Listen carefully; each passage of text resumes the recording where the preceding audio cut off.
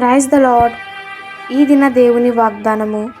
ఎవడునూ దాని మీదకి రాకుండునట్లు దివారాత్రము దానిని కాపాడుచున్నాను. యెషయా గ్రంథము 27వ అధ్యాయము 3వ వచనము. కునుకకయు నిద్రించకయు మనలను కాపాడు ప్రేమగల దేవుడు మనకున్నాడు. పగలు ఎండ దెబ్బైనను నీకు తగలదు, రాత్రి వెన్నెల దెబ్బైనను నీకు తగలదు అని హామీ ఇచ్చిన విమోచకుడు మనకున్నాడు. కాబట్టి మనము కలవరము చెందనక్కరలేదు, భయపడనక్కరలేదు. సమస్త బాధ్యతను దేవునికి అప్పగించి విశ్రమిద్దాము. 2వ ప్రపంచ యుద్ధము జరుగుచుండగా జర్మనీ దేశపు విమానములు ఇంగ్లాండ్ దేశముపై బాంబులు వర్షము కురిపించెను.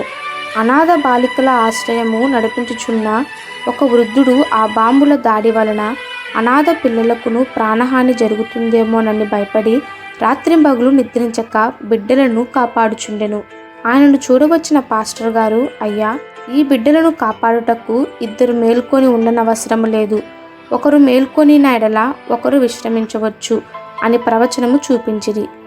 కునకని దేవుడు మనకున్నాడు. ఆయన చేతికి సమస్తమును అప్పగించి మనము నిద్రించవచ్చు అని చెప్పెను. ఈ మాటను బట్టి ఆలోచించిన వృద్ధుడు ఆ ప్రకారమే ప్రార్థన పూర్వకముగా ఆ బిడ్డలను దేవుని చేతికి అప్పగించి ప్రశాంతముగా నిద్రించెను. మన ప్రభువు కునుకడు, నిద్రపోడు. దేవుని బిడ్డలారా, మీ మీద దృష్టి ఉంచి నీకు ఆలోచన చెప్పదనని దేవుని మీద ఆధారపడండి. ఆయన మీదనే భారము వేయండి.